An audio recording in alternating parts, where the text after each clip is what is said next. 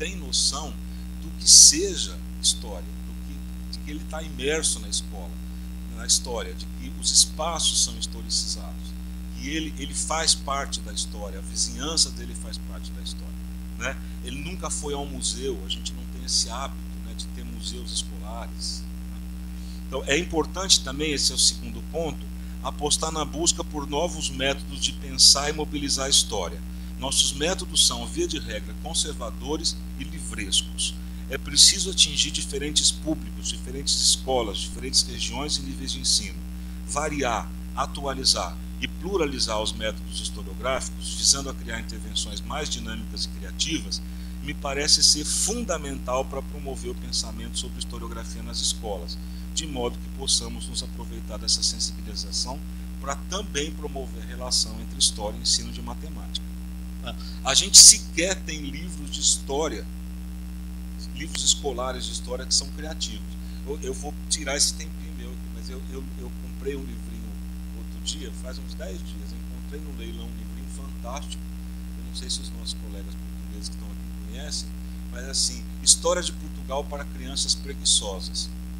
Então, é um livrinho de 1941, extremamente interessante, ainda não é o que a gente espera, né, de mexer com história oral ou história do tempo presente, não é nada tanto assim, porque é 1941, mas é uma tentativa de contar a história de Portugal, entendeu? Porque pense bem, a história europeia tem muito de Game of Thrones, tá certo? Então é aproveitar essa possibilidade para fazer a criança perceber que tinha a rainha, tinha o rei, isso aí é um instrumento para ensinar a história, né? E mesmo no Brasil a gente não tem essa diversidade, essa riqueza, mas tem outras coisas, né? Então eu acho que a gente não tem livros que explorem essa coisa. Então é preciso, terceiro item, intensificar as parcerias na escola e com a escola. Sejam as parcerias internas entre os professores da escola, sejam as parcerias externas entre a escola e outros setores da sociedade e mesmo nós da universidade, né? Eu acho que a educação matemática é um projeto multidisciplinar e é um projeto que só acontece se acontecer em parcerias. Então isso aí é fundamental, né? Eu aprendi isso aí na porrada, né? Porque você entra nas escolas para mexer nos arquivos escolares, por exemplo, e o que você encontra lá dentro, em vez de encontrar apoio, porque os arquivos estão jogados às traças, e a gente foi em escola que os arquivos estão jogados às traças desde 1920, quando a gente chega lá, o que a gente causa é uma ressonância extremamente negativa na escola, porque eles não sabem o que os professores de matemática estão fazendo isso, né? Por que os professores de matemática estão tentando tirar o lugar dos professores de história, né? E o que a gente quer, afinal de contas, com essa bagunça toda? Porque a gente não consegue, isso é um erro do meu grupo, né? A gente não consegue sensibilizar a escola para o que a gente está fazendo lá. A gente vai lá e faz, né? Então, é outra coisa, é urgente aprimorar, incluir e revitalizar a problematização sobre a relação entre matemática e ensino nos nossos cursos de formação de professores. Mas sobre isso eu não vou tratar, porque já teve uma mesa redonda, uma conferência ontem, e está tendo uma mesa redonda na outra sala sobre exatamente esse assunto. Agora, para terminar, é só uma coisa que me parece fundamental e tem cada vez mais batido na nossa cara e a gente tem se desviado desse assunto, né? É preciso lembrar que essa temática não é de interesse apenas acadêmico, né? A vinculação entre história e educação matemática, ou entre história e educação, ela não é um interesse acadêmico apenas, né? É importante entender que a história tem um papel fundamental para analisar as narrativas que nos identificam como pessoas e como cidadãos. E essas narrativas que nos tornam o que somos têm sido cada vez mais achincalhadas.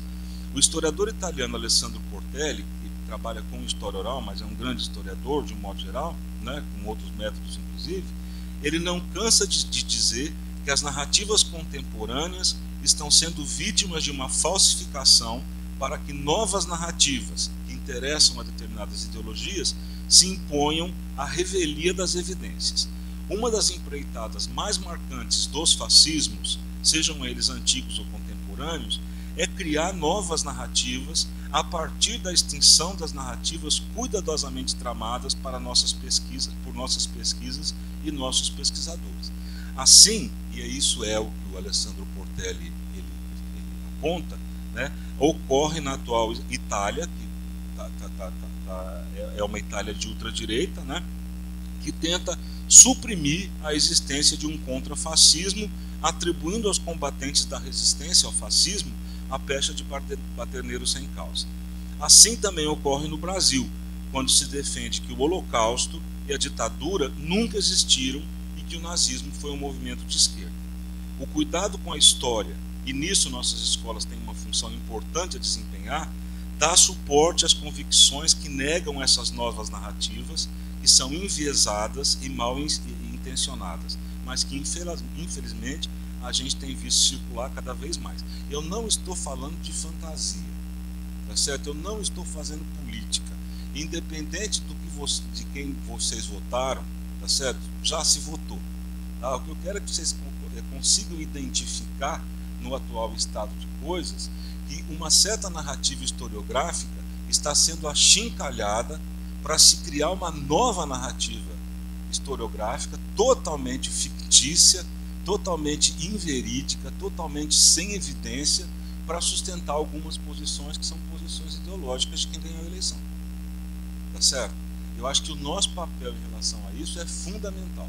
Sem desenvolver uma certa sensibilidade historiográfica, a gente não vai conseguir ter um papel nesse jogo que brinca com as narrativas historiográficas. Tá certo? Então, queria agradecer. Se eu passei uns minutos aí, eu queria pedir desculpas.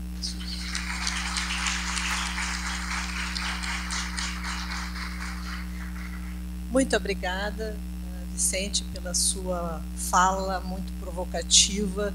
Eu acho que dará margem a muitas perguntas. Tá?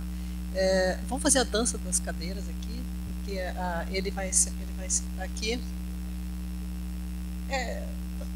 Eu queria fazer a dança das cadeiras. Vai para lá. Tá. Aqui.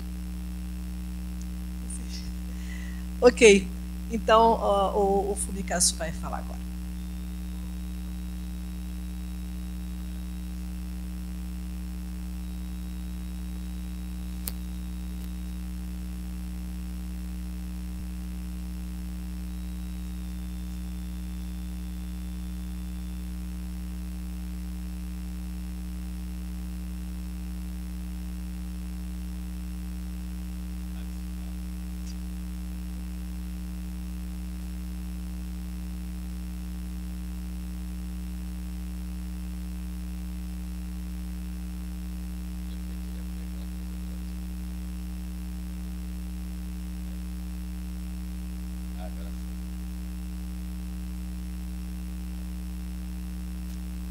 Bom, boa tarde a todos, a todas.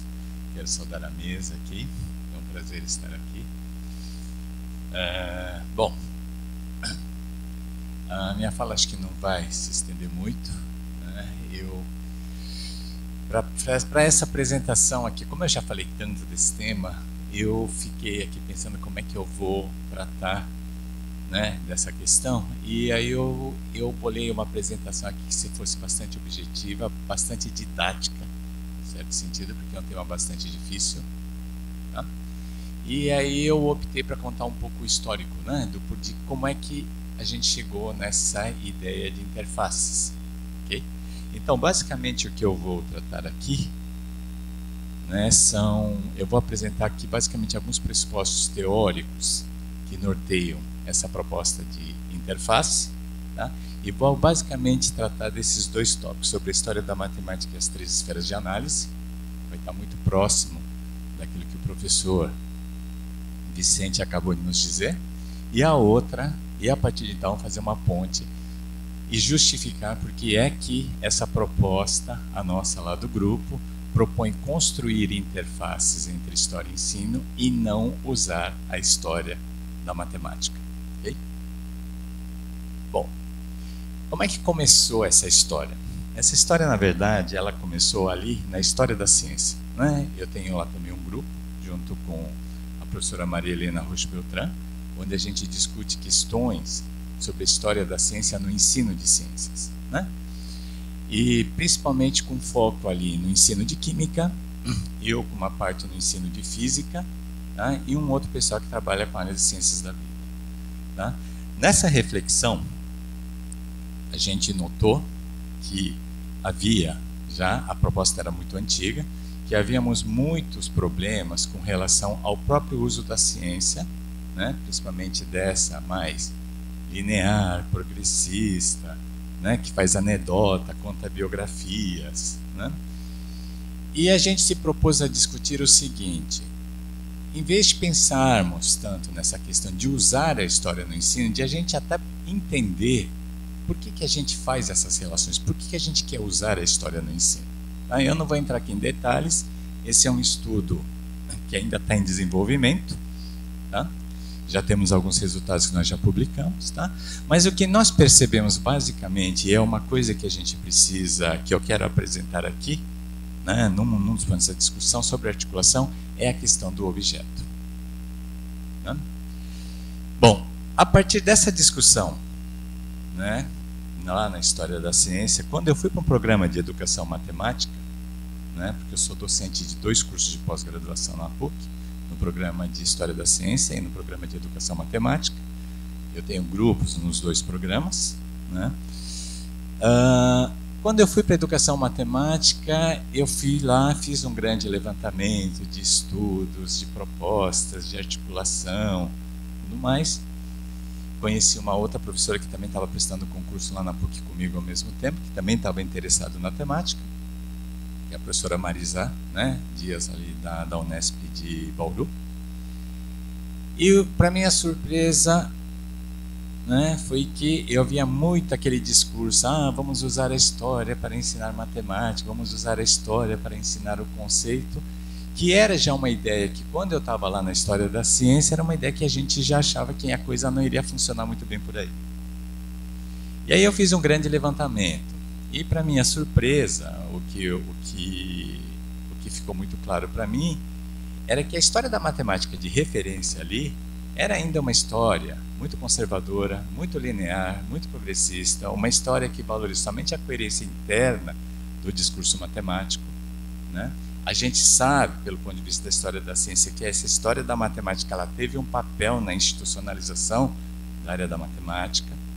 A gente sabe que essa história da matemática foi, de fato, utilizada na formação de matemáticos no passado, tá? Mas que no atual contexto que nós estamos, né, e acho que o professor Vicente também deixou claro, a nossa escola, né, ela não seria muito interessante, muito adequada. E aí eu comecei a estabelecer um diálogo, né, com outros educadores matemáticos, principalmente os que utilizavam a história para o ensino. E por esse diálogo eu concluí, né, eu e a outra professora que até então entrou comigo nessa brincadeira, a professora Marisa, de a gente começar a alinhar algumas coisas. E uma das principais questões que a gente colocou, a partir de uma leitura, né, de um artigo do Gratan Guinness e a partir de uma leitura do Michael Fried, que havia um problema ali que colocava vários dilemas em utilizar a história da matemática no ensino. E a partir desse dilema a gente começou a se perguntar, tá, qual é então o objeto de investigação? Porque o objeto de investigação da história da matemática não é o mesmo objeto de investigação do educador matemático. Então, para a gente começar esse diálogo, nós começamos ali a alinhavar as questões historiográficas da história da matemática, que eu via que era problemática, aqui está, principalmente aqui no Brasil, né, com as teorias didáticas de educação matemática. Eu vou falar então agora um pouquinho do que a gente começou a entender do que é a história da matemática. Essa ideia eu trouxe da história da ciência. Eu vou aqui me basear basicamente num autor que é muito caro para nós, que é o Canguilhem, Georges Canguilhem, não sei se vocês conhecem, né? E o Georges Canguilhem tem uma passagem que ele diz o seguinte, que a ciência atual, ele não se confunde com essa mesma ciência no passado.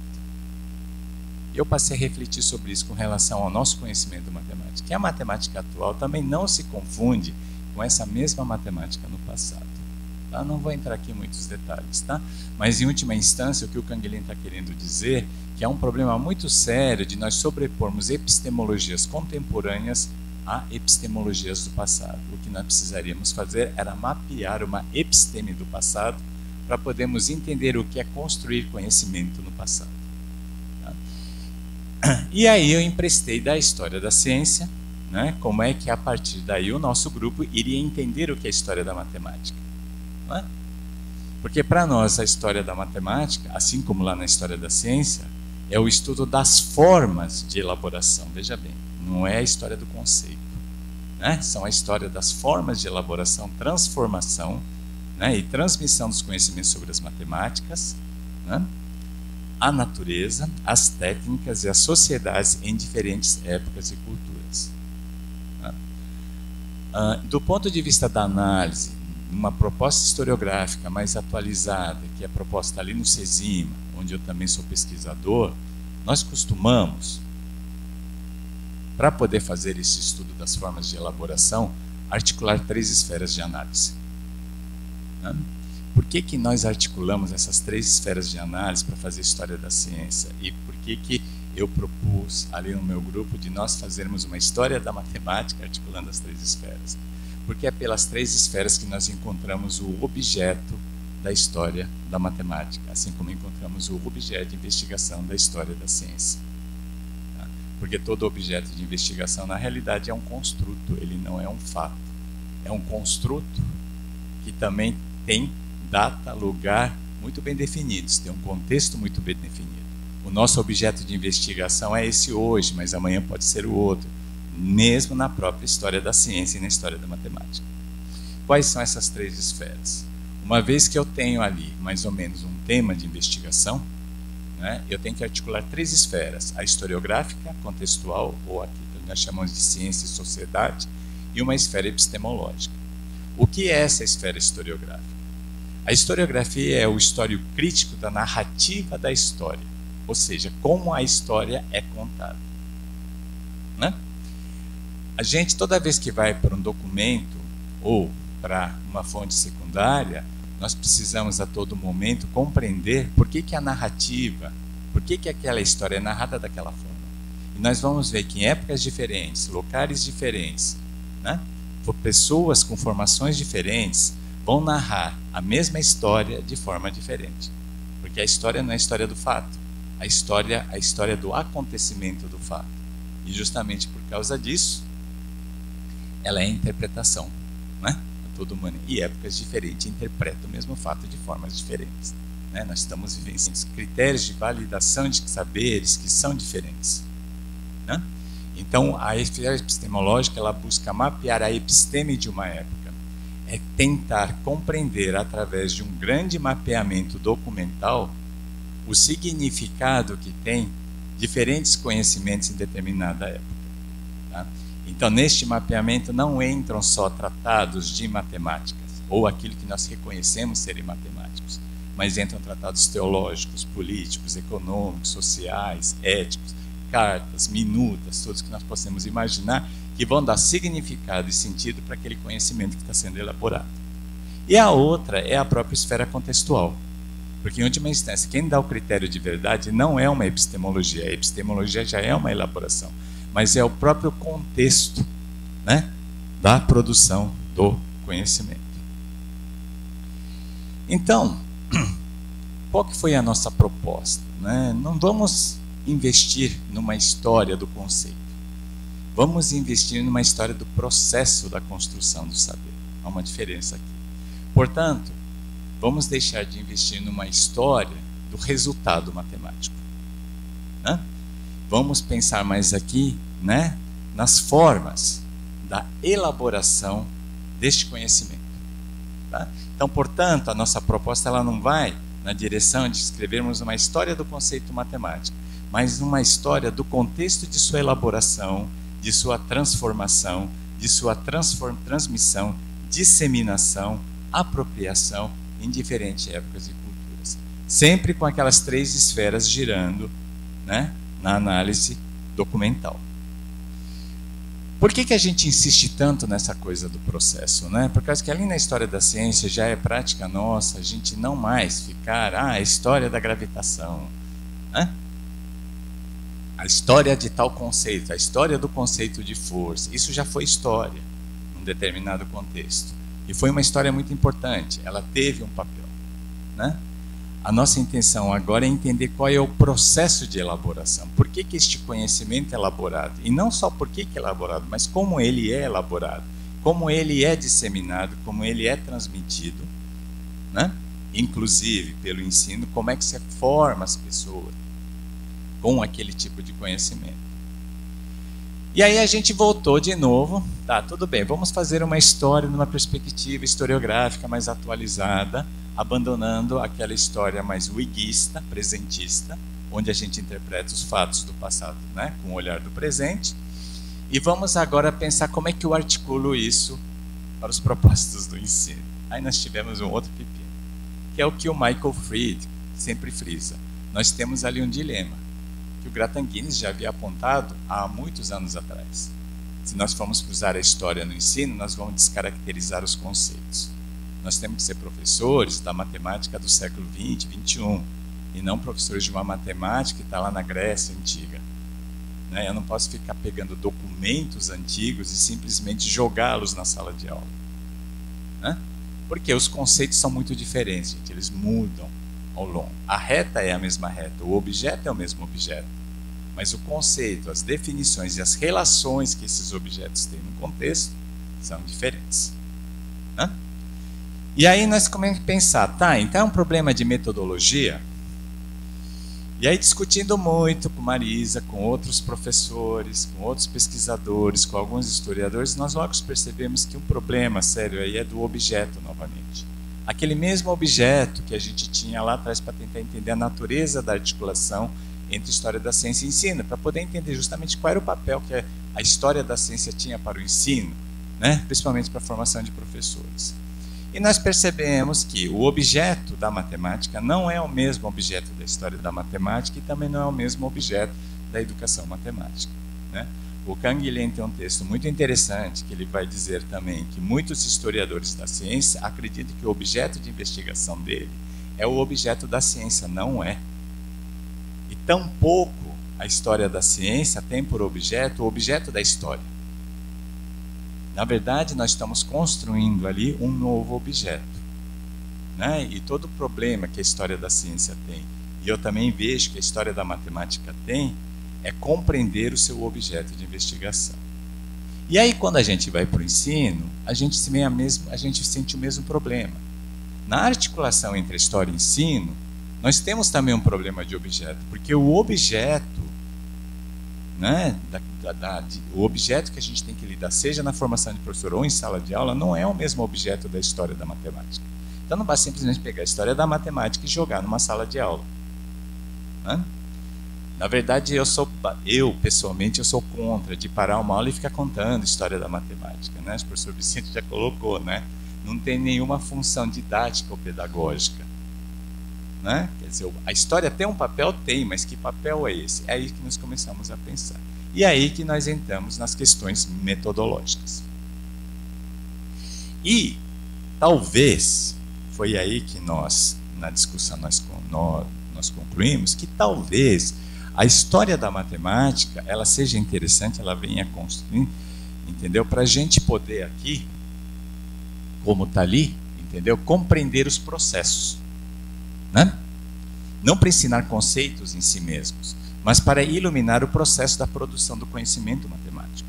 Então, é uma história em que a gente tem que entender quais são os processos que conduzem, por exemplo, a compreender o papel que o experimento tem na elaboração do saber matemático, da representação, da visualização, da organização do saber, do raciocínio, da demonstração, dos diferentes métodos, das diferentes definições que os conceitos têm e assim por diante. E é nesse sentido, né, que a gente diz que, na verdade, a história da matemática ela tem um papel importante no ensino na medida que ela nos dá acesso a um saber fazer matemático, que nem sempre é o mesmo ao longo da história, né? E assim revela as idiosincrasias. Nós estamos mais preocupados não com aquilo que nós já sabemos de matemática, que a gente reconhece que existe no passado. Mas é não buscar justamente aquilo que nos é familiar, mas é buscar aquilo que nos é estranho. E tentar entender por que aquela coisa estranha ela está no processo da elaboração desse conceito que eu tenho hoje. Né? Com que objetivo? Para nós termos acesso a diferentes concepções de conhecimento, de formas de elaborar conhecimento, né? Para assim a gente estabelecer um diálogo entre o que nós temos hoje com aquilo que existe no passado. E a partir daí, a gente vê emergir diferentes elementos potencialmente didáticos. Okay? E foi daí que nós começamos a pensar na interface. Né? Por quê? Para justamente encontrarmos um objeto de investigação. Né? Agora, é claro, sempre alinhados com uma teoria didático-pedagógica que também está ancorada numa concepção de ciência, que a gente também tem que avaliar. Ok? E é justamente por essa razão que a gente diz que a interface é um conjunto de ações e produções que promove a reflexão sobre o processo histórico da construção do saber. Tá? Então, não é a história do conceito, com vista a elaborar outras ações, né? Sejam elas didáticas ou pedagógicas, que busquem articular história e ensino de matemática. Então, a partir daí, qual que é o papel da interface? Primeiro, é aproximar o professor de matemática, o pesquisador em educação matemática, dos recentes desenvolvimentos da história da matemática, já nessa perspectiva historiográfica mais atualizada, que busca o processo. Né? E segundo, é sensibilizar esse historiador da matemática que não escreve para o professor de matemática a elaborar material, né? Nesse sentido. Tá? E a partir daí, talvez, né, é o que a gente entende, possam surgir diferentes ações, diferentes propostas, né, que talvez nos ajude a pensar numa metodologia de abordagem na própria articulação. Né, e evitar, né, de, por exemplo, que é uma coisa que o grupo não faz, de ficar, pega o professor, você vai fazer a história do conceito de função para ensinar função. Você vai fazer a história do zero para ensinar sobre o zero. Né? O que nos interessa é o processo que está na elaboração do conceito. Né? E o que talvez, de repente, nos ajuda a pensar em questões didáticas e pedagógicas é o processo de elaboração. Então, as pessoas às vezes criticam. Mas não vai nada de história para a sala de aula? Não vai, porque o objetivo do professor de matemática não é ensinar a história da matemática, é ensinar matemática. Né? Mas a história pode dar para esse professor outros instrumentos e conscientizá-lo, inclusive, do que é o conhecimento matemático. Que o conhecimento matemático não é natural, que ele é um construto, né? E assim a gente humanizar, né, inclusive, o ensino de matemática. Bom, aqui eu encerro a minha apresentação. Muito obrigado.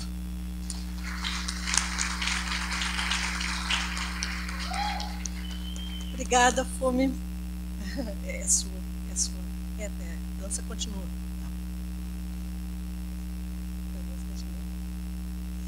Bom, depois de tantas provocações, né, teorizações interessantes, vou dar então continuidade e vou apresentar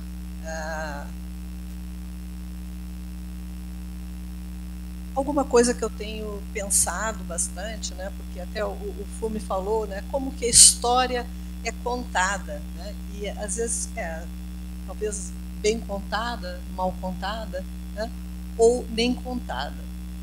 Então, eu vou começar falando um pouquinho diferente dos colegas que teorizaram e criticaram. Eu vou falar um pouquinho sobre aproximações. Né? E aí eu tomei como ponto de partida um livro que foi produzido por muitos pesquisadores, foi um esforço coletivo, né, de escrever sobre história na educação matemática, já longínquo, no ano 2000, mas tem uma provocação muito interessante de um pesquisador, que é o Lingard.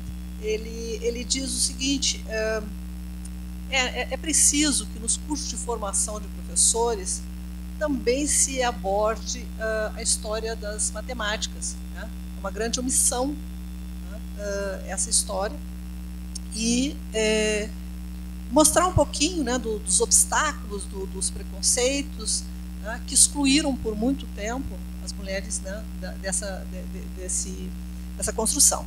E aí ele cita algumas matemáticas que já são conhecidas, né, por todos esses preconceitos que sofreram, como a Sofia Kovalevskaya, né, a Sommerville, Sophie Germain e outros, e assim por diante. Aí eu pensei, bom, eu quero, acho que, abordar, incluir também nessa história que ele está propondo uma mulher brasileira, né? Porque a nossa história da matemática no Brasil, ela está muito centrada nos homens, né? Então, a Marília Chaves Peixoto, né, ela é considerada uma das pioneiras da ciência no Brasil e poucas pessoas conhecem, né? As biografias são muito resumidas. O próprio livro sobre as pioneiras da ciência no Brasil, a história dela é uma página. Eu mesmo fiz umas tentativas de escrever sobre ela, mas faltaram as fontes, né? Então, como escrever, né, sobre a Marília, como contar uma história que ela está envolvida, né, que é o desenvolvimento de sistemas dinâmicos, tentar contar um pouquinho essa história. Então, aí, como eu não tinha, né, muitas fontes, né, as fontes fugiam, e eu comecei, então, numa tentativa de ir, que nem Ginsburg, atrás dos indícios. Aí eu fui para os jornais, para os impressos da época, né, porque Marília é um fruto do seu tempo, daquele momento histórico, né, que estava sendo construído no Brasil. Mas só os impressos não bastariam. Eu precisava de mais alguma coisa para cruzar essas fontes. Então, depoimentos, fotografias, a produção dela, os anais, o livro didático, cartas, né? Então, foram consultados, né? A Hemeroteca Digital ajudou muito a achar, porque rapidamente se encontra, né, os jornais. Mas eu queria dar voz à Marília. Queria encontrar alguma coisa que ela tivesse dito, e isso foi tão difícil, procurei muito, até que encontrei. Encontrei uma entrevista. E, então, aqui uma fotografia, né? Ela nasceu em 1921, né, na cidade de Santana do Livramento, o último ali, né, à direita. E então, nessa revista Manchete, de 52, tinha uma entrevista sobre as engenheiras, e tinha uma entrevista com a Marília. Foi, então, muito interessante escutar. Então, ela conta sobre o início da vida dela, ela mesma, pelas palavras dela, né? Então, ela diz que foi muito difícil, porque no início não existia, né, na sua cidade. Ela nasceu ali em Santana do Livramento, na época deveria ser uma cidade muito pequena, na fronteira com o Uruguai, e ela, então, não tinha, só tinha escola para rapazes, e ela não podia frequentar. Ela conseguiu, então, uma permissão para poder estudar de forma privada e poder fazer, então, os exames. Ela fez, né? Então, ela diz que os pais a auxiliaram muito, e depois disso, então, ela podia fazer o que lhe interessava, que era matemática. Ela foi, então, para o Rio de Janeiro.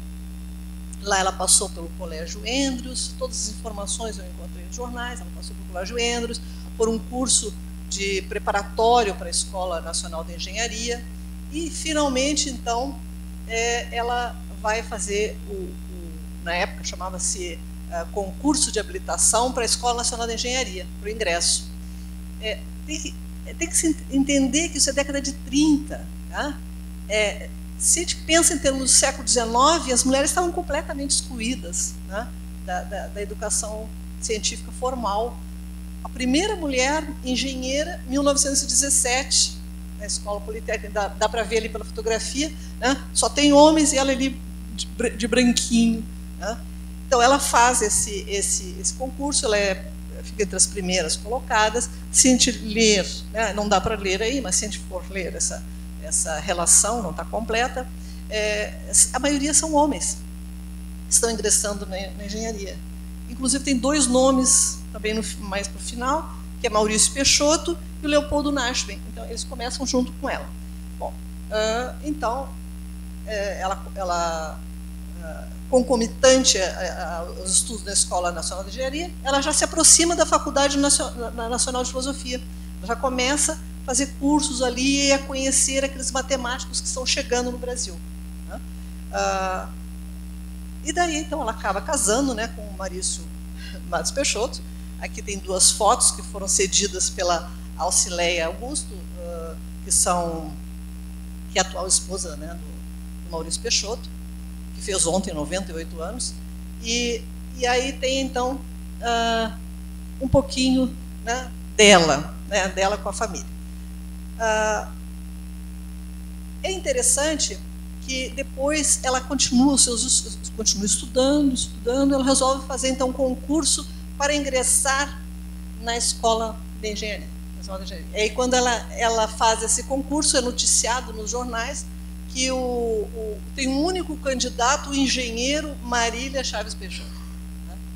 Então, eu disse, deve ter um erro, né? Vou procurar em outros jornais, porque chamaram ela de engenheiro. Mas é claro, na época, né, quem é que ia ingressar na escola, quem é que ia fazer tese de concurso de Escola Nacional de Engenharia? Um homem. Então, naturalmente, esse Marília deveria ser um homem. Então, muito bem, ela ingressou, né? Foi aprovada. E esse trabalho que ela fez, né, já começa, já aborda sobre as inequações, né, sobre equações diferenciais, né, as equações que satisfazem, né, aquelas desigualdades ali em relação às equações diferenciais. E depois ela publica um artigo, né, nos anais da Academia Brasileira de Ciências, que depois foi, inclusive, elogiado como um trabalho original, que ela fez uma extensão daquilo que o Maurício Matos Peixoto tinha feito para as equações de segunda ordem, ela fez para as de terceira ordem. Eu vou tentar... Alguém controla o tempo? Vocês estão controlando? Tá, vocês têm que ser duros como eu fui, tá? Bom, então, ela vai, em 1950, participar de um congresso. É um congresso internacional. É o primeiro que acontece depois das guerras nos Estados Unidos. E o objetivo era, inclusive, entregar a medalha Fields para Laura Schwartz. E ela está lá. Nas notícias, é claro que o nome dela aparece muito discretamente, assim como da Maria Laura, né? O nome que vai estar sobressaindo aí nesse momento é o de Leopoldo Nashvin. Então, ela participa desse congresso, mais ou menos, eu olhei os anais, mais ou menos 2.000 participantes, menos que 2% de mulheres. Ela continua participando de congressos, e essa é uma foto bastante conhecida, mas eu quis trazer aqui só para mostrar que, alguns anos depois, né, também nos eventos, as mulheres têm uma participação diminuta. Ela está ali bem na frente, né, é aquela de vestido comprido ali, aparece o Maurício Peixoto, o Biratã D'Ambrosio lá no fundo, né, bem jovenzinho, o professor Elza Gomide, mas um número muito diminuto.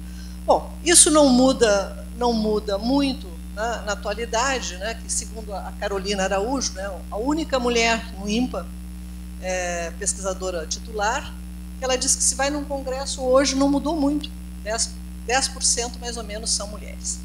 Bom, em 51 ela ingressa, então, na Academia Brasileira de Ciências. Tá? Ela é a primeira mulher, tá, a ingressar, né, na academia, e na época o discurso do presidente é que está entrando uma turma de jovens, né? São jovens e estão fazendo trabalhos bons, né? É claro que não temos ainda um campo científico da matemática formado, está tudo começando. E ele diz, não, é a primeira que vai transpor os umbrais da academia, aquele discurso, né, pesado, mas, de qualquer maneira, ela foi, então, a primeira.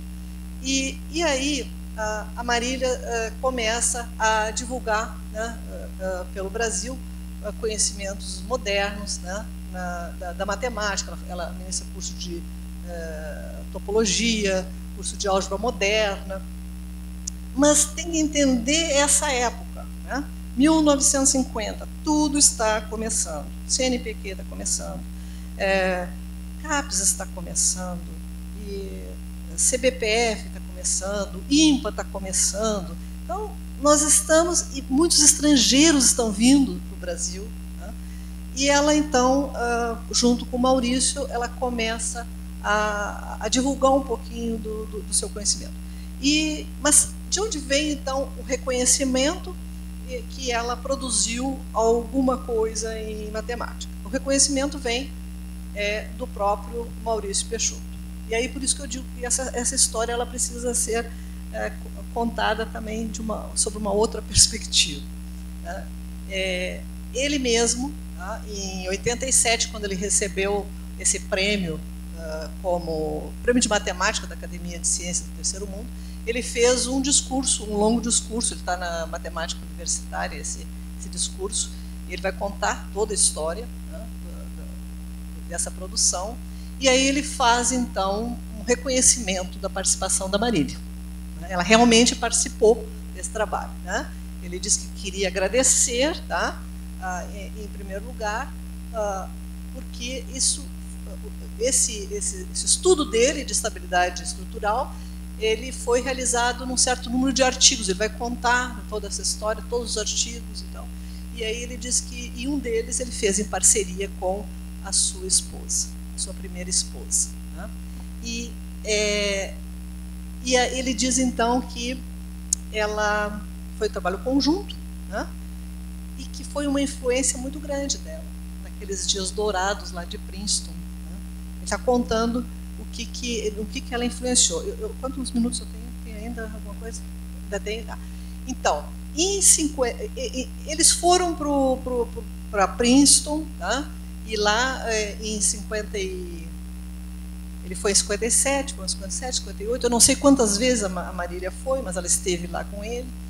Quando eles retornam, ele já tinha enviado um trabalho que foi publicado nos Annals of Mathematics, aquele jornal famoso lá dos Estados Unidos, que era conduzido pelo Lefschetz, e ele ficou conhecido. Ficou bastante conhecido esse trabalho, né, o Teorema de Peixoto. Mas depois eles produziram 5 minutos. Tá.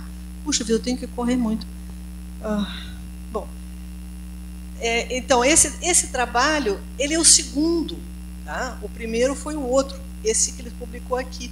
Depois ele conta, né, o que eles fizeram juntos. Então Marília estava sabendo, ela conhecia a fundo aquele primeiro também que ele publicou.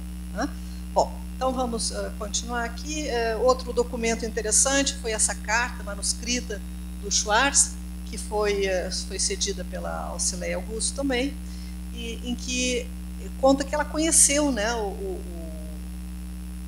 quer dizer,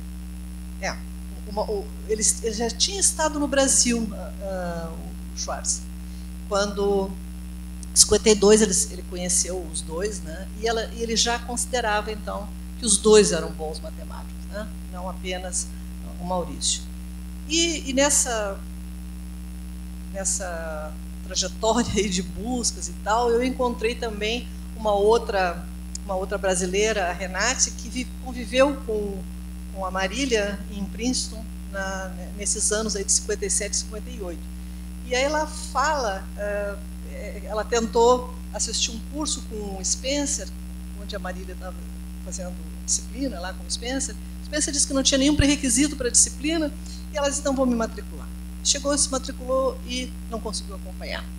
Aí foi conversar então com Marília. A Marília então começou a ensinar para ela, principalmente começou pelas teorias dos conjuntos, né? E depois isso ela utilizou muito, né? E mostrando um pouco da generosidade. Ela cedeu muitas fotos, mas não permitiu que eu apresentasse as fotos dessa época com o Sigueu e o Maurício Peixoto. Aqui é uma fotografia bem clássica, mas eu quero mostrar porque ela revela muitas coisas. Né? Primeiro, que Marília estava em contato com os matemáticos estrangeiros. Ela não era só, né, a matemática que era produzida no Brasil, as viagens que ela fez, o tempo que ela ficou, então ela não teve contato só o Maurício, mas com outros matemáticos. Essa foto é emblemática, porque mostra aquilo que Bourdieu fala, né, do campo científico, né? Quer dizer, aqueles que são as figuras importantes, né, são a hierarquia eclesiástica, né, do Papa, do cardeal, dos bispos, está bem revelada na foto.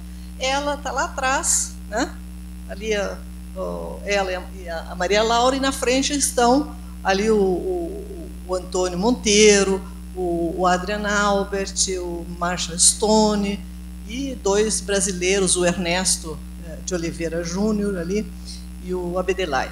E atrás os menos importantes, né? Então, eu até gostaria de falar sobre isso, mas eu vou ter que pular porque não tem tempo. Queria falar um pouquinho, então, sobre o livro que ela produziu. Ela escreveu um livro de cálculo vetorial, né?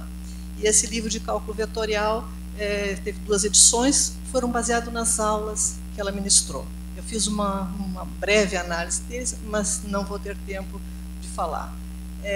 Em 61, né, quer dizer, quando está começando tudo, praticamente começando, a Marília faleceu, né? Aí o Maurício, inclusive, fez uma homenagem para ela, construiu com o prêmio Santista, que você também recebeu, né? Ele construiu essa escola para alfabetizar crianças no meio rural. A cidadezinha dela também a homenageou. E, então, o que isso mostra, né? Isso mostra que uma matemática que está começando, ela não chegou a 40 anos, ela faleceu com 39, ela viveu num determinado contexto, e nesse contexto o espaço feminino não era ainda muito grande. Não mudou muito, tá? Mas mudou, tá? Porque já tem mulher ocupando cargo no Comitê Internacional da Matemática, temos a medalha Fields feminina, né? E um percentual, já cresceu um pouquinho o percentual de pesquisadores em matemática no Brasil. Bom, e daí? O que isso tem a ver, então, com, né, a questão que eu estou querendo exemplificar aqui, trazer da educação matemática? A história da Marília, né, envolvida na construção de um conhecimento, que é, no caso, os sistemas dinâmicos, isso não é conhecido, né? E os cursos de formação de professores contam sempre uma história em que só aparecem os homens, né? E ela é muito, alguém falou aqui que é muito, o método utilizado dessa disciplina de história da matemática, eles são clássicos, né? Começa pelo antiguidade, não que não seja importante, mas antiguidade e tal. Quando chega os últimos 100 anos, isso aqui é omitido. Então, por que não fazer, né, nesse curso de formação, tópicos, né? Tópicos de história que sejam coisas significativas. Por exemplo, a história dos sistemas dinâmicos poderia fazer parte dessa história, né? Trazer lá, né, contribuições de Poincaré, dos russos, né, e depois dos brasileiros, que acaba não se falando sobre isso. E eu acho que tem algumas potencialidades em cursos de formação de professores, contar um pouco, né, sobre essa história. Eu podia exemplificar, tem algumas coisas que poderíamos avançar com relação ao que eu coloquei aqui, mas eu vou deixar, então, para as perguntas. Muito obrigada pela atenção.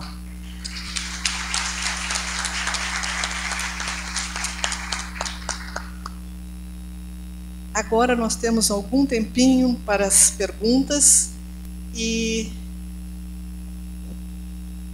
está aberto, então.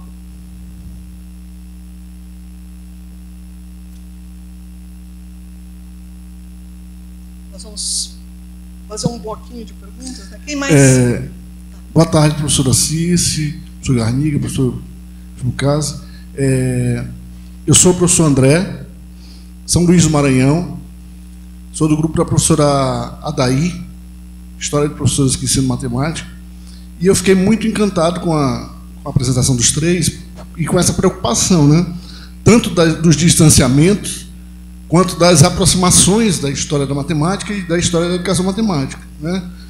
E eu, ao longo desse pouco tempo que eu tenho como pesquisador inicial ainda, início de carreira, né, eu estou vendo que está tendo muito essa discussão da história da matemática e história da educação matemática dentro dos cursos, tanto de graduação como pós-graduação, né? Eu queria saber de vocês, eu queria ouvi-los um pouco sobre como é que vocês veem essa inclusão, porque geralmente as disciplinas de história, principalmente de história da matemática, elas são disciplinas eletivas nos cursos de graduações, né? E o trabalho, alguns, pelo que eu estou escutando, pelo que eu estou ouvindo, defendem a inclusão da história da matemática dentro das disciplinas, e outros como disciplina trabalhada individualmente ao longo de um contexto. Eu queria ouvi-los sobre o que vocês podem nos falar sobre isso, tá? Quais as concepções de vocês? Vamos responder uma a uma, é isso? Antes de passar? Quer falar? Então, de fato, eu acho que assim, o professor Vicente já colocou, né? Parece que tem um encantamento, assim, né? História da matemática em tudo, né? Mas a gente precisa tomar alguns cuidados, eu acho, né? Eu vou falar um pouco da minha opinião. Eu acho que, assim, para a formação de professores é importante. Só que, assim, o que tem que considerar? Que história da matemática é essa, né? Que está sendo ministrada nos cursos de formação, por exemplo, né? Então, assim, a história não vai resolver o problema do ensino, não vai resolver o problema de educação no Brasil, né? Tem muita gente que acha que é a tábua de salvação, mas não é, né? A história tem outras questões que ela coloca, de ordem axiológica, ontológica, inclusive matemática, epistemológica, que pode ser explorada. Por isso que eu acho que depende muito do tipo de política educacional que está sendo proposto, né? Mas eu ainda acho que a história é algo importante para a formação de professor. Mas a gente recai no seguinte problema, né? Na parca formação filosófica e histórica, inclusive, o professor tem. Então, se a gente também... Não basta simplesmente introduzir um curso de história da matemática, né, no curso de formação. A gente precisa considerar outras questões, né, ligada à própria... Né, porque ainda tem aquela ideia de que você ensina matemática pela história, né? Você não ensina matemática pela história, você ensina outras coisas da matemática pela história, né, mas não o conceito matemático, né? Eu gostaria de comentar, porque, de fato, eu não acredito muito, né, nessa oferta dessa disciplina de História da Matemática, da maneira como ela tem sido trabalhada, né? Acho que tem muitas omissões, ela acaba, muitas vezes, até desestimulando o aluno, mas eu acho que ela é importante. O Garniga falou muito aqui sobre as críticas do Gratanguines. Eu tive a oportunidade de conhecer o professor Gratanguines, e ele era, de fato... uma enciclopédia, né? Ele fazia história da matemática, mas ele não trabalhou com a história da matemática no ensino. Inclusive, ele dizia isso para mim, ele disse assim, eu não acredito na história da matemática para o ensino elementar, ensino básico, que isso? Né? Então, isso realmente acontece. Então, como essa história vai ser construída, tá? Isso é um desafio enorme. Como é que nós vamos ministrar uma disciplina de História da Matemática na formação de professores dessa maneira tão tradicional, tão ortodoxa, em que o contexto de criação, o Fugger falou muito sobre isso, que o contexto da produção do conhecimento não é debatido. Então, aquele exemplo que eu dei, né, sobre a Marília, se a gente não entende o que estava acontecendo no Brasil nessa época, a gente não vai entender muito bem o que eles fizeram, né? Eles fizeram um trabalho pioneiro, mas como é que foi feito isso? Né?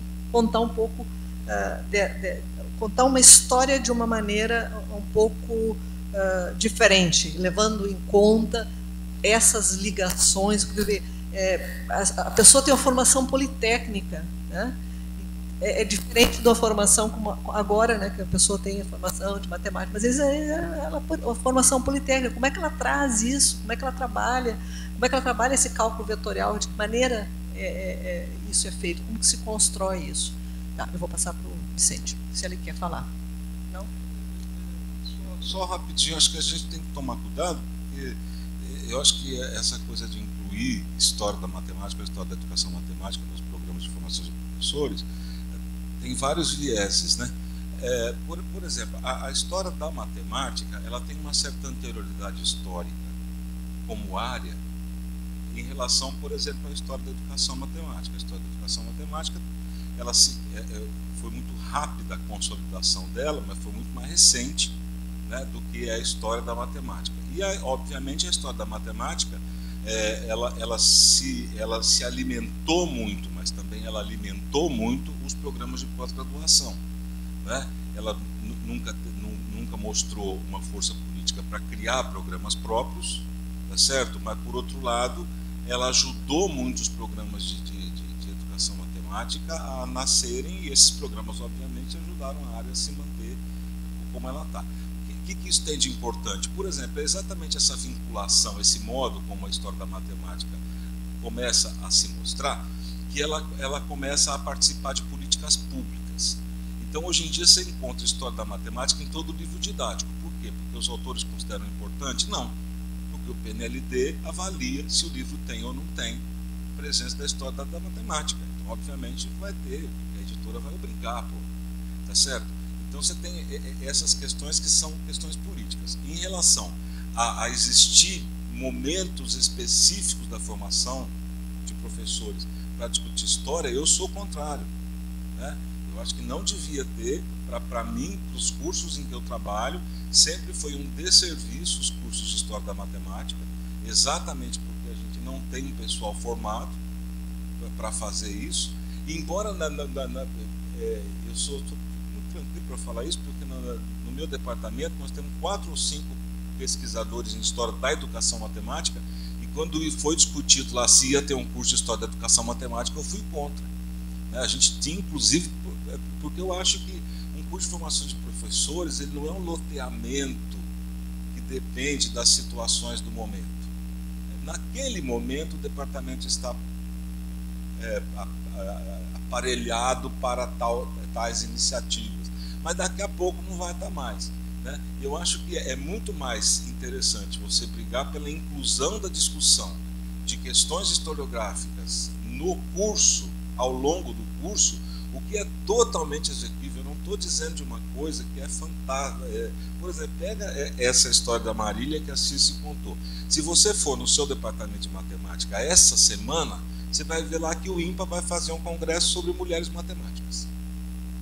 O INPA está chamando, possivelmente essa pesquisadora do INPA, vai fazer um congresso sobre mulheres matemáticas no Brasil. Tá certo? Isso pode promover uma discussão sobre a presença da mulher na matemática em qualquer sala de aula de curso de licenciatura. Tá certo? Porque essa não é uma situação só da matemática. Porque a gente faz, bom, é natural, a matemática é uma ciência árida, não sei o quê, a mulher, ela começou a participar da matemática, mas isso aí aconteceu no mundo das artes, tá certo? Até o século XIX, por exemplo, no Brasil, no finalzinho do século XIX, a mulher não podia ser uma pintora profissional. Certo? A primeira pintora profissional que a gente tem no Brasil, que é a Abigail de Andrade, ninguém daqui ouviu falar, com certeza.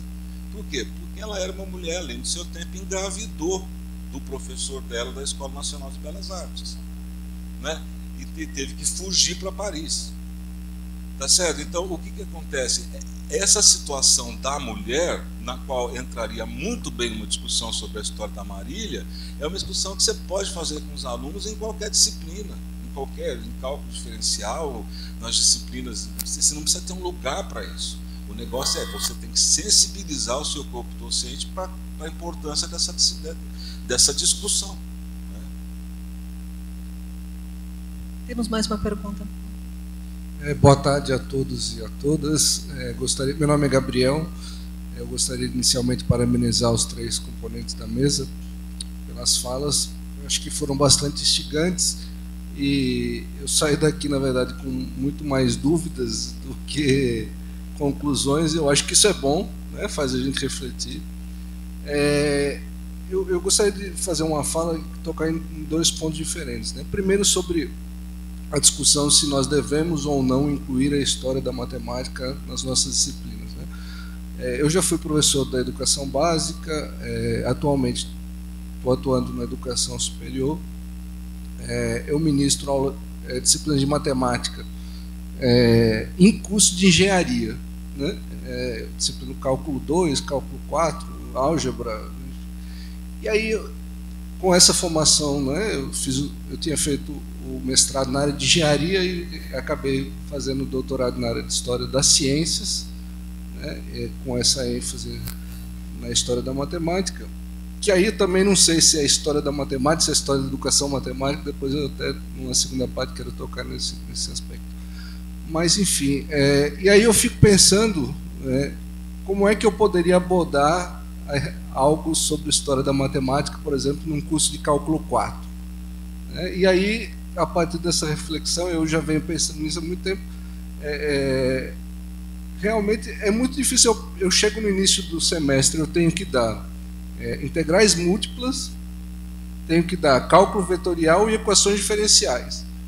Aí como que eu vou parar para falar de alguma coisa de História da Matemática para alunos de engenharia que não estão nem aí para a História da Matemática? Então, eu gostei da abordagem do Fume, que eu não sei se eu entendi muito bem, mas assim, ele propõe que a História da Matemática seja usada, né, no curso de formação de professores, para instigar os professores a pensar em como construir formas de ensinar matemática. Não sei se é algo nesse sentido. Mas, e voltando a uma segunda parte, na questão do objeto, né, que o Fume fala também, e o Ganica toca um pouco nesse sentido, da diferença do objeto da história da ciência e da história da matemática, e eu vou incluir a história da educação matemática. E aí eu quero pegar a apresentação da Cici, e aí essa é uma dúvida que eu tenho, por exemplo, meu trabalho é sobre a institucionalização da matemática aplicada na Universidade de São Paulo, a partir da Escola Politécnica, até a criação do Departamento de Matemática Aplicada do IME. E eu tenho, a partir disso, também pesquisado um pouco sobre a institucionalização do cálculo numérico, da computação. Então, são áreas que há até uma discussão se o cálculo numérico é matemática, não é matemática, a matemática aplicada é matemática, não é matemática, enfim. Mas, por exemplo, esse trabalho, o trabalho que você apresentou agora, Cici, né, sobre a participação da mulher, isso é história da matemática, isso é história da educação matemática, isso é história social, né? Então, esse quando eu vim submeter meu trabalho aqui no seminário, né, que a gente tem que escolher o eixo, eu falei, qual será o eixo que eu vou colocar no meu trabalho, né? Então, assim, eu queria ouvir de vocês um pouco sobre essa questão do objeto, enfim, vamos pegar esse exemplo, né, que você apresentou. Vocês acham que isso é matemática? Não sei nem se dá para encaixar, né? A gente às vezes fica tentando colocar as coisas em caixas, mas isso estaria mais próximo da história da matemática, estaria mais próximo da educação matemática? Eu vou tentar. Obrigado. Vou tentar começar então pela última parte da tua pergunta, depois eu vou passar para eles. Eu acho que tudo depende do teu problema, né? Do teu problema. Então, se eu estou trabalhando, eu tenho uma problemática, tá? Minha problemática ela está voltada, né, para a história. Eu tenho um problema, por exemplo, sobre a construção, como se deu essa construção dos sistemas dinâmicos. Já foi escrita, já tem um trabalho, a Tatiana escreveu um trabalho sobre isso, né? Mas se esse é meu foco, o meu foco é a história da matemática, né? Agora, se, por exemplo, lendo um pouco sobre tudo que eu vi, que tem escrito sobre a Marília e tal, e que eu achei sobre cálculo numérico, agora, se eu vou trabalhar com a produção dela, né, de cálculo numérico, ela escreveu, ela não foi a única que escreveu, tá? Na Escola Politécnica da USP, professor Camargo escreveu sobre cálculo vetorial, desculpe, não é numérico, cálculo vetorial. Na escola de Minas também tem produções, tá? Então, se eu de repente meu problema é como esses autores construíram, né, os seus cursos de história como construíram seus cursos de cálculo numérico, a visão deles de cálculo numérico e tal, eu já estou mais entrando na história da educação matemática. Tá? Então, eu acho que tudo depende do problema que eu tenho. Problema investigativo. Aí eu vou estar enquadrando numa ou noutra área. Embora hajam as intersecções. Né? Eu vejo aqui no que eu fiz muito de uma intersecção entre a história da matemática e a história da educação matemática.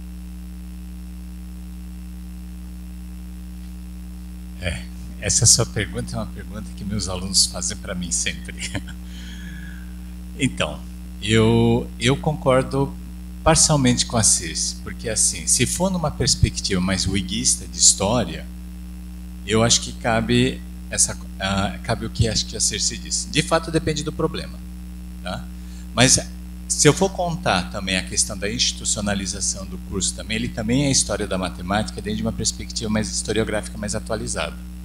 Porque nós estamos preocupados sempre com o contexto de elaboração. E esse contexto de elaboração inclui, inclusive, os processos de ensino, de institucionalização, os processos de ensino, o estudo de currículo, material didático que era utilizado, livro-texto, a produção desse livro-texto. Por quê? Numa concepção historiográfica mais atualizada, a própria história do ensino, de como é que as coisas são ensinadas, que material é utilizado, onde é ensinado, faz parte também do processo da institucionalização da matemática e das áreas de conhecimento. Então, eu estou falando mais do ponto de vista da história da ciência. Por exemplo, no seu caso da USP, não é? Da matemática aplicada. O seu objeto não é a institucionalização da matemática aplicada ali, na escola politécnica. Você tem um problema, porque você vê que tem um problema de institucionalização, mas tem ali um contexto de elaboração. E nesse contexto de elaboração, de formulação, de institucionalização, tem um problema para você analisar ali. Né? Esse problema, ele pode ser tanto um problema técnico, matemático, da área de saber, ou pode ser até um problema ligado ao mapeamento de saberes. Né? Recentemente eu participei de uma banca, né, da instituição da SBMAC. Né? Quer dizer, quando é que a matemática aplicada começa a institucionalizar? Quando começa a entrar o discurso, entendeu, da computação no Brasil. E aí você tem uma questão ali que é importante também para a história da matemática, nesse viés que eu estou falando para você, historiográfico mais atualizado, né? Por que é só nesse momento? Por que antes você não tem? Por que no Brasil tem um movimento peculiar que é diferente do movimento que ocorreu nos Estados Unidos, ocorreu na Europa? Não para você fazer uma história comparativa, mas tem ali um processo.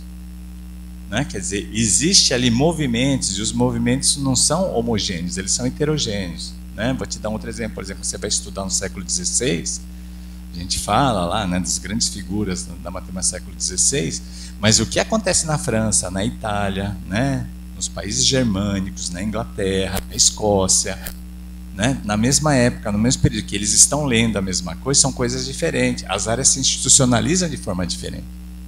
Né? Então, isso também faz parte, nessa perspectiva, né, historiográfica atualizada, ela faz parte, inclusive, do próprio processo, né? Porque o que nós estamos mais preocupados é com a elaboração, né? Com o contexto de elaboração. Por que as coisas, né, funcionam dessa maneira? Por que é naquele momento e por que é naquele lugar? Né? Quais são os grupos? Aí entra a questão social que você perguntou. Isso é uma história social, porque a gente tem hoje os estudos sociais da ciência, né? Os estudos sociais da ciência estão preocupados com outras questões sociais, que também tem um outro objeto separado. Né? A questão é que quando você está na história, você tem que entender dentro da historicidade, entendeu? Dentro da malha histórica, né? Dentro do processo de construção. Né?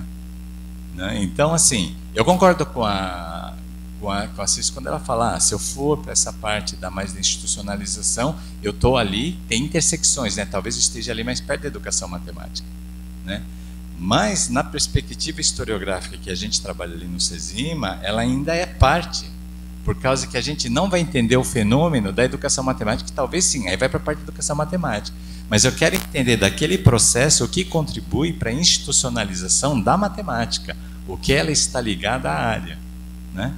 E aí nesse ponto contribui não só para você entender qual é a natureza do conhecimento matemático, como é que a matemática ela se compõe no mapa do saber, entendeu, que nós temos hoje, né? Inclusive para a gente discutir, né, questões voltadas inclusive para a interdisciplinaridade, né, que é um discurso que está na moda, né, mas que também ninguém sabe bem o que é.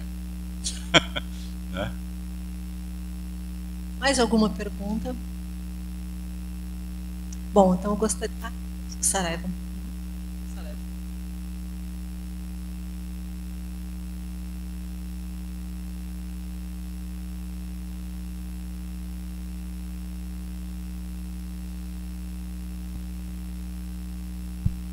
Não é bem uma pergunta, é uma pequena precisão sobre o Grattan Guinness. O Grattan Guinness participou em Inglaterra num curso de formação de professores e escreveu um artigo longo sobre como a história da matemática se podia ser utilizada para, digamos, a elaboração dos cursos de matemática. E ele propunha coisas como utilizar a geodesia, a cartografia, a geometria para introduzir algo que dissesse respeito aos alunos, portanto que fosse algo muito aplicado e visível, e portanto nesse sentido ele considerava, pelo menos nesses artigos, a utilidade que a história da matemática podia ter para formalizar os cursos de matemática. Muito bom, obrigada Saraiva pela contribuição. Vou passar para o Vicente, ele quer fazer um... Sobre o que você perguntou, eu, por exemplo, eu não tenho muito interesse, né, em começar. Eu acho que isso aí depende do o que você está vivendo no momento, né? Se a sua banca exige que você saiba caracterizar a sua tese como sendo de uma área ou de outra, né? Eu acho que isso aí é um problema que você vai ter que resolver. Agora, do meu ponto de vista, isso está ficando cada vez mais claro para mim, sabe? Não me importa saber o que é história ou a narrativa histórica né? Eu posso desenvolver teoria sobre isso, eu poderia até falar sobre isso, mas a minha pergunta atual é: o que é que a narrativa histórica pode? Tá certo? Eu mudo o foco, eu mudo o foco, eu não estou interessado, eu trabalho com narrativas, a pessoa, para que a narrativa é? Eu posso explicar para você o que uma narrativa é, mas eu não estou interessado no que uma narrativa é, eu estou interessado no que uma narrativa pode, no que uma narrativa pode fazer para a educação matemática, uma narrativa pode fazer para a história e educação matemática, tá certo? Então, tem um certo componente pragmático no que eu estou falando, né? Que talvez tenha a ver com esse negócio do uso da história da matemática, do Grattan Guinness, por exemplo. Eu acho que um dos grandes problemas, tanto da história da matemática quanto da história da matemática, é querer sempre ser protagonista, é querer sempre que a matemática seja protagonista nos processos educativos. A gente critica isso, mas a gente sempre quer levar à frente projetos em que se ensina matemática. E a gente não está disposto a conversar com os outros professores e participar de processos que tentem, por exemplo, promover narrativas na escola. Obviamente, se você participar desses processos, a questão da matemática vai aparecer. Se você questionar a questão, se você começar a problematizar a questão do gênero na escola, num determinado momento vai aparecer, porque tem tão pouca mulher na ciência, tá certo? E não é o caso da Marília, é o caso da professora que dá aula para ele e que teve que parar de trabalhar durante um tempo porque ficou grávida e o Estado não respeita tais e tais situações. Entendeu? Eu acho que assim, o que pode para a escola o que a gente faz? Para mim é essa a questão, né? A gente trabalhou com crianças, isso aí vale para desde criança, trabalhando com criança, entramos num grupo escolar que atende criança de pré-escola até como é que chama agora? Ensino fundamental, né? Ensino fundamental, comecinho, ensino fundamental. E a gente falou para a criançada, falou para os professores, a gente vai conversar com essas crianças para tentar ver como é que a gente pode sensibilizar essas crianças para pensar em história. Tá certo? Foi só isso.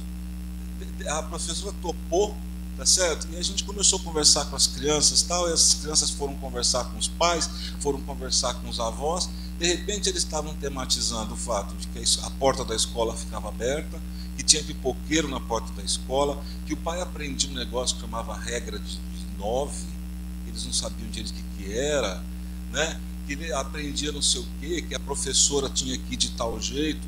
Várias questões foram aparecendo e essas questões foram sendo tratadas aos poucos. Matemática não é porque a gente é professor de matemática que a gente precisa entrar na escola só com a disposição de ensinar matemática, né? Principalmente quando a gente quer mexer com essa questão da narrativa histórica, né? A gente é muito arrogante, infelizmente a gente é muito arrogante. Ok, muito obrigada, Vicente. O nosso objetivo aqui foi trazer algumas ideias, tá? Fazer algumas provocações e, sobretudo, deixar vocês refletir sobre essas questões. Tá? Então, aquilo que você disse agora, eu fiquei mais confuso, né? Na verdade, nós não queremos confusão, né, para ninguém, mas na cabeça, mas pelo menos provocar um pouco, né? E porque isso não é um tema muito simples. Tá? É um tema que ainda nós estamos amadurecendo e eu acho que nós somos mesmo arrogantes. Né? Eu acho que a gente tem que baixar um pouquinho, né? Exatamente. E eu agradeço demais a presença de vocês aqui. Eu pensei que Fortaleza só tinha sol, mas não tinha chuva. Eu acabei tomando um banho de chuva até chegar aqui, mas foi muito bom porque vocês vieram e eu agradeço muito. Tá? Muito obrigada. Foi muito bom estar com vocês.